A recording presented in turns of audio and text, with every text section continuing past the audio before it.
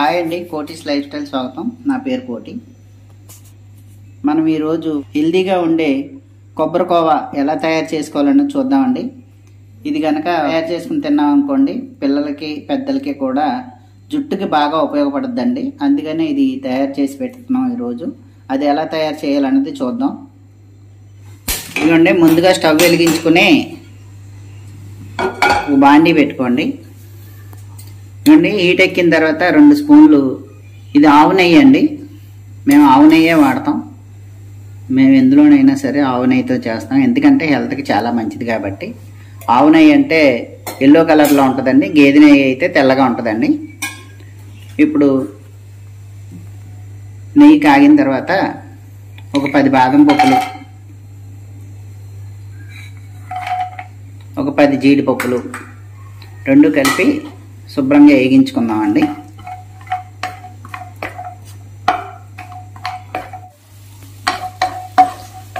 ఇదిగోండి, బాదం పప్పులు జీడిపప్పులు వేగిపోయినాయి. ఒక గిన్నెలోకి తీసేసుకుందామండి.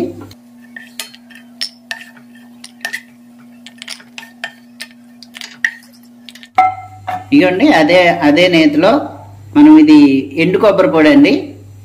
మీరు పచ్చి కొబ్బరి ఉన్నా సరే పచ్చి కొబ్బరి కూడా వేసుకోవచ్చు. పచ్చి కొబ్బరి అయితే కొంచెం ఎక్కువసేపు వేగాలి. అదే ఎండు కొబ్బరి అనుకోండి, అంత వేగాల్సిన అవసరం ఉండదు మనకి. ఇటువంటి కొబ్బరి వేసేకి నెయ్యి సరిపోలేదండి, మరో స్పూన్ యాడ్ చేసుకుందాం. ఈ మధ్యన ఆడపిల్లలకి జుట్టు అది బాగా ఎక్కువగా ఊడిపోతుందండి. అవి ఊడకుండా కుదుళ్ళు గట్టిగా ఉండాలంటే మనం కొబ్బరిని రోజు తలకు రాసుకోవడమే కాదండి, ఈ కొబ్బరి కూడా తినటం వల్ల మనకు అనేక ప్రయోజనాలు ఉన్నాయి.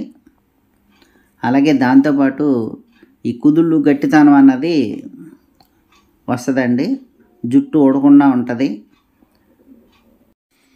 ఇంకా బాడీకి చాలా హెల్త్ ప్రయోజనాలు చాలా ఉన్నాయండి ఈ కొబ్బరి వల్ల. మీరు రోజు ఏదో విధంగా కొబ్బరి అన్నది తింటుంటే, పిల్లలకి తినిపిస్తుంటే చాలా మంచిదండి.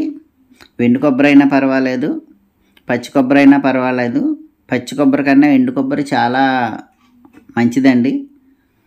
అలాగే దాంతోపాటు ఇలా స్వీట్ కింద తయారు చేసి పెట్టామనుకోండి, ఆ పిల్లలు ఇంకా ఇష్టంగా తింటారు. కొబ్బరి చాలామంది దగ్గు వస్తుంది అనుకుంటారు, కానీ కొబ్బరి వల్ల కాదండి దగ్గు వచ్చేది. పోనీ అలాగా దగ్గు వచ్చిన వాళ్ళకైతే మనం ఇలా స్వీట్స్ తయారు చేసి పెట్టామనుకోండి, దగ్గు కూడా రాదు. జుట్టు కుదుళ్ళు గట్టిపడడానికి కొబ్బరి నూనె కంటే ఆముదం చాలా శ్రేష్టమైనదండి. అప్పుడప్పుడు ఆముదం కూడా రాస్తూ ఉండండి. ఇప్పుడు ఇందులోకి 1 కప్పు, ఏ కప్పుతో అయితే కొబ్బరి పొడి తీసుకున్నామో వెండి కొబ్బరి పొడి, అదే కప్పుతో పాలు వేసుకుంటున్నామండి. ఈ పాలు కూడా మేము కేంద్రం నుంచి తెచ్చుకుంటామండి. ఇవి కాసి చల్లార్చిన పాలు వేసుకోండి.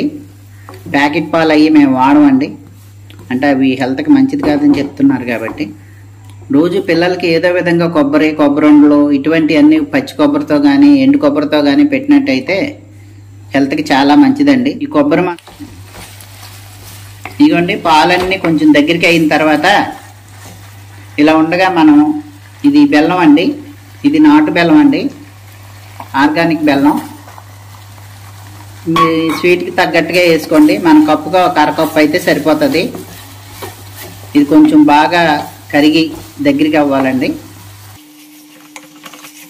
ఈ బెల్లం చాలా హెల్త్ కూడా, ఈ బెల్లం కూడా చాలా మంచిదండి.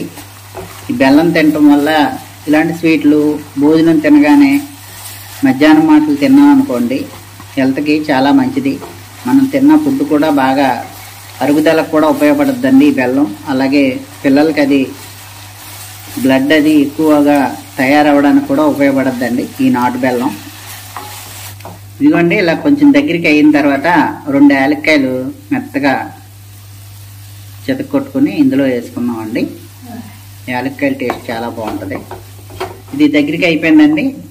ఇందులోనే మనం ముందుగా వేయించుకున్న బాదం పప్పు జీడిపప్పు కూడా కలిపేసుకున్నాం.